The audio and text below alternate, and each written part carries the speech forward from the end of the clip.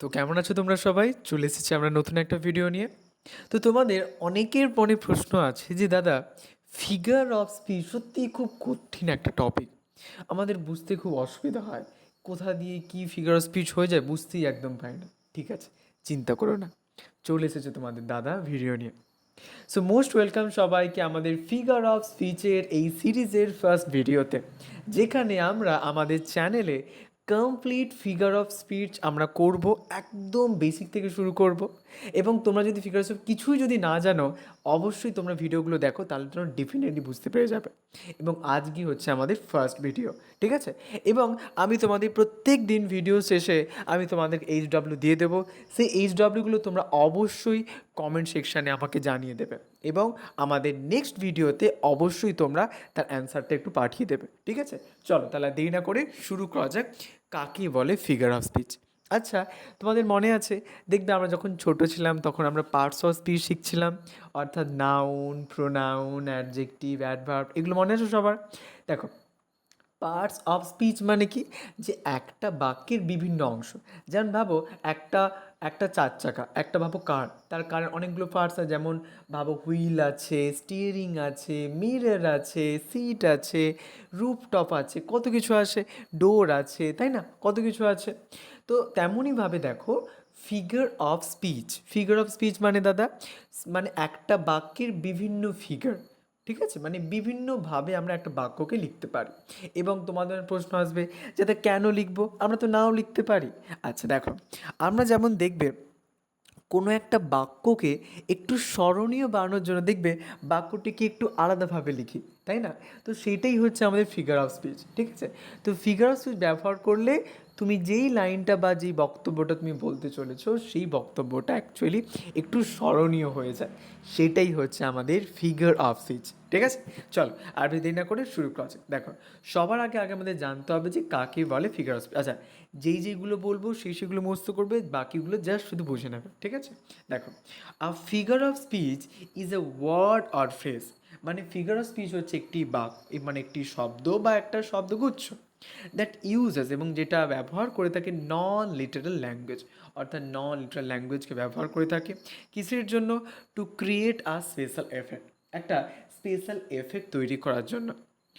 যেমন দেখো, mental picture, অর্থাৎ দেখবে, যেমন তোমরা ভাবো, সবাই চোখ বন্ধ করেছো সবাই? আচ্ছা বেশ, এবার ভাবো, আমি বললাম যে তুমি একটা সমুদ্র সৈকতের সামনে দাঁড়িয়ে আছো, এবং সেই সমুদ্র সৈকতে বেশ সুন্দর করে ফুরফুরে বাতাস বইছে, এবং এবং হচ্ছে এবং সমুদ্রে যে ঢেউ সেটা আসছে, তোমার পায়ে স্পর্শ করছে, আবার চলে যাচ্ছে। তাহলে এই যে আমি কথাগুলো বললাম, যে কথাগুলো মানে বলার মধ্যে তোমার দেখবে মনের অন্তরে একটা ছবি ফুটে উঠছে, তাই না? তো এটা হচ্ছে mental picture or deeper meaning, একটা গভীর মানে থাকে। কমন এক্সাম্পল ইনক্লুড, যেমন সিমিলি, মেটাফোর, পার্সনিফিকেশন, এগুলো আছে। এগুলো কি দাদা? সব বলবে, একটু ধৈর্য ধরো, আস্তে আস্তে আমরা সিরিজের মধ্যে সবগুলি কমপ্লিট করব। Figure of speech is a literary device in which, যেখানে ল্যাঙ্গুয়েজ ইজ ইউজড, যেখানে ল্যাঙ্গুয়েজকে ব্যবহার করা হয় in an unusual or figured way in order to produce stylistic effect, অর্থাৎ যেটার মানে যেটা, সেটা না বলে যদি একটু স্টাইলিস্টিকভাবে আমরা যখন ফুটিয়ে তুলি, তখন সেটাই হচ্ছে আমাদের ফিগার অফ স্পিচ। তো আমাদের অক্সফোর্ড লার্নার ডিকশনারি অনুসারে figure of speech is defined as a word or phrase used in a defined, একটা সম্পূর্ণ আলাদাভাবে ব্যবহার করা হয় ফ্রম ইটস ইউজুয়াল মিনিং, তার ইউজুয়াল মিনিংয়ের থেকে। ইন অর্ডার টু, কেন করা হয়? In order to create a particular mental picture or effect, অর্থাৎ তোমার মনের মধ্যে একটা মেন্টাল পিকচার বা একটা প্রভাব তৈরি করার জন্য তৈরি করা হয়, ঠিক আছে? আচ্ছা, তারপরে দেখো এখানে, it can not be literal, এবং তোমার বলবে এটা আক্ষরিক কেন নয়? Because its true meaning is different from the basic, অর্থাৎ যেটার মানে যেটা হওয়া উচিত সেটার মানে না হয় যখন অন্য কিছু আমরা যখন বোঝাই, তাই, অর্থাৎ সেটাই হচ্ছে আমাদের ফিগার অফ স্পিচ। তাই জন্য লিটারাল মিনিং নয়, অর্থাৎ আক্ষরিক অর্থ আমরা ব্যবহার করি না। ডিকশনারি ডেফিনেশন অফ ইন্ডিভিজুয়াল ওয়ার্ডস, ওকে। আচ্ছা, এবার পারপাস, যে ফিগার্স ব্যবহার করার কী কী পারপাস আছে? আচ্ছা, প্রথমে এক নম্বর পারপাস কি? এনহ্যান্স এক্সপ্রেশন, অর্থাৎ আমাদের মনে এক্সপ্রেশনটাকে অর্থাৎ এনহ্যান্স করার জন্য আমরা ব্যবহার করে থাকি। Make writing and speaking more vivid, অর্থাৎ রাইটিং এবং স্পিকিংটাকে আরও বেশি পরিষ্কার দেখানোর জন্য। Colourful and artistic instead of plain or dull. তারপরে দেখো, ক্লারিফাই আইডিয়াস, এবং আইডিয়াসগুলোকে আরও বেশি ক্লারিফাই করার জন্য। হেল্প অ্যান্ড, অর্থাৎ audience visualise or understand complex difficult concepts through the familiar comparison like metaphors or similar, যে আমরা কম্পারিজন করার সময় অনেক ক্ষেত্রে ব্যবহার করে থাকি। তারপরে অ্যাড এমফ্যাসিস, এমফ্যাসিস মানে দাদা জোর দেওয়ার জন্য। Draw special attention to a specific point or make a statement more memorable and dramatic, যাতে করে একটা জোর দিয়ে ওই পার্টিকুলার বাক্যটিকে আরও বেশি মেমোরেবল, স্মরণীয় এবং আরও বেশি নাটকীয় তৈরি করার জন্য আমরা করে থাকি। তারপর দেখো ইভোক ইমোশন, আমাদের মনে যে ইমোশন সেটাকে ইভোক করার জন্য আমরা ব্যবহার করে থাকি। Connect with the reader or listener on a deeper more feeling driven level. Okay, আচ্ছা এবার ফিগারেটিভ ল্যাঙ্গুয়েজ কাকে বলে? খুব সোজা। ফিগারেটিভ ল্যাঙ্গুয়েজ মানে যেই ল্যাঙ্গুয়েজের মধ্যে বা যেই অ্যাকচুয়ালি ফিগার অফ স্পিচ ব্যবহার করছো যেই ল্যাঙ্গুয়েজের মধ্যে দিয়ে, সেটা হচ্ছে ফিগারেটিভ ল্যাঙ্গুয়েজ। ঠিক আছে, মানে যেই ল্যাঙ্গুয়েজের মধ্যে দিয়ে তুমি ফিগার অফ স্পিচটা ব্যবহার করছো সেটাই হচ্ছে figurative language. So language that uses figure of speech is known collectively as figurative language. You will find figurative language in novels, poems, essays, plays, song, lyrics and marketing copy. অনেক নোভেলসে, পোয়েমসে, essays, place, song, lyrics এগুলো ব্যবহার করা হয়। কারণ এইগুলো যখন তোমরা শিখে যাবে না ফিগার অফ স্পিচ, তখন প্রত্যেকটা কবিতা, প্রত্যেকটা গল্প, প্রত্যেকটা এসে, প্রত্যেকটা নোভেলের যে ইনার মিনিং, সেই মিনিংগুলো তোমরা কিন্তু ইজিলি বুঝতে পারবে। চলো এবার টাইপসগুলো দেখি যে কত ধরনের আমাদের ফিগার অফ স্পিচ রয়েছে। আচ্ছা দেখো, তো আমাদের ওভারঅল 8খানা ফিগার অফ স্পিচ রয়েছে, মানে টাইপস রয়েছে। ঠিক আছে, একের হচ্ছে সিমিলারিটি। আচ্ছা সিমিলারিটি মানে একই রকম ব্যাপারটা যখন আমরা সিমিলারিটি দেখতে পাই। তারপরে অ্যাসোসিয়েশন, তারপরে ডিফারেন্স, তারপরে ইমাজিনেশন, অর্থাৎ আমরা যখন স্বপ্নে কল্পনা জগতে হারিয়ে যাই, ইমাজিনেশন।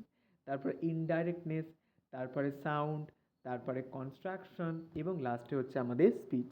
ঠিক আছে, আচ্ছা এবার এতগুলো তো আছে দাদা, সবগুলো কি আমাদের করতে হবে? না, সবগুলো করতে হবে না। যেইগুলো বলবো এই কটা, জাস্ট এই 6টা তোমরা যদি ভালোভাবে করো তাহলেই দেখবে তোমরা তোমাদের পরীক্ষারে খুব ইজিলি তোমরা কিন্তু করতে পারবে। ঠিক আছে, আর যেগুলো বললাম এগুলো কিন্তু নোট ডাউন একটু করে নেবে খাতায়, কেমন? আচ্ছা চলো, 6টা কী কী আছে? Essential figures of speech. আচ্ছা প্রথমে রয়েছে সিমিলারিটি, তারপরে আমি দিয়েছি ইমাজিনেশন, তারপর অ্যাসোসিয়েশন, তারপর ডিফারেন্স, তারপর সাউন্ড এবং লাস্টে আমাদের কী রয়েছে? লাস্টে আমাদের রয়েছে ইনডাইরেক্ট। এখানে একটু স্পেলিংটা ভুল আছে, এটা ঠিক করে নেবে, ইনডাইরেক্টনেস। ওকে, আচ্ছা এবার এই similarity, association, imagination, difference, sound, indirectness, এর আবার অনেকগুলো ভাগ আছে। সেই ভাগের মধ্যে সবগুলো করতে হবে না, যেগুলো যেগুলো বলবো সেগুলো করলেই হয়ে যাবে। চলো এবার একটু বলি যে হাউ টু সলভ। আচ্ছা কীভাবে করবো? তোমাদের মনে অনেকের প্রশ্ন থাকে যে দাদা ফিগার অফ স্পিচ তো শিখে গেলাম, কিন্তু করবোটা কীভাবে সেটাই তো বুঝতে পারছি না। চলো জাস্ট এই 3টে স্টেপের মধ্যে তোমরা কিন্তু ইজিলি শিখে যাবে কীভাবে ফিগার অফ স্পিচ করতে হয়। প্রথমে 1 নম্বর স্টেপ 1 কি? Poem recite. মানে কি? তোমাকে ওই যে পার্টিকুলার তোমার কোশ্চেনে যেই অ্যাকচুয়ালি ফিগার মানে অ্যাকচুয়ালি যে কবিতা লাইনটা আছে ওই কবিতা লাইনটা তোমাকে পড়তে হবে, মানে রিসাইট করতে হবে। তারপর স্টেপ নাম্বার 2 কি?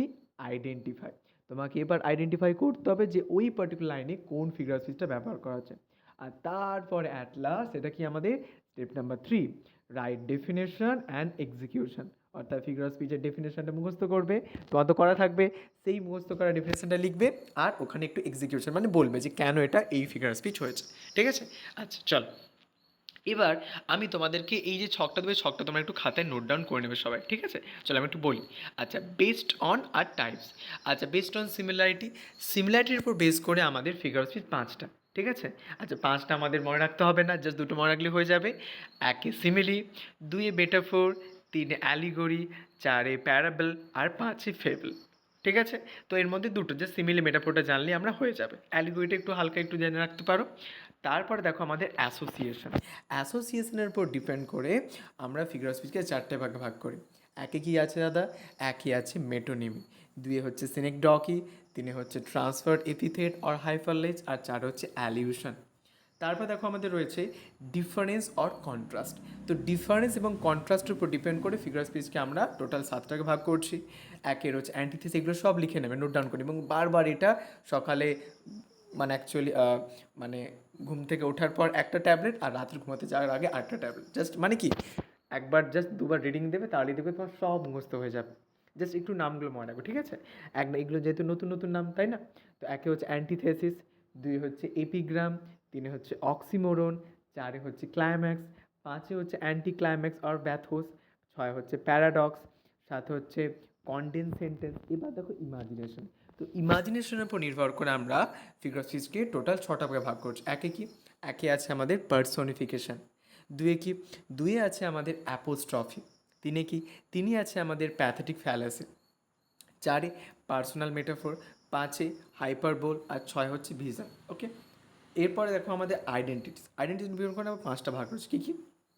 একের হচ্ছে ইনিয়েন্টো, দুই হচ্ছে আয়রনি, তিন হচ্ছে পেরিফেসিস অর সার্কামলকুশন, চার হচ্ছে ইউফিমিজম, পাঁচ হচ্ছে লিটোরেস, আর লাস্ট হচ্ছে আমাদের সেটা কি, সাউন্ডের উপর ডিপেন্ড করে চারটে রয়েছে কি, পান, অনুম্যাটোফোইয়া, তিন অ্যাল্টারেশন, আর চার অ্যাসোনেস। এই নামগুলো একটু তোমরা বারবার পড়বে, তাহলে দেখবে হয়ে যাবে, ঠিক আছে?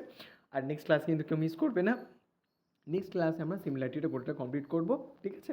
ওকে, ঠিক আছে, নাও মন দিয়ে সবাই কিন্তু পড়তে থাকো।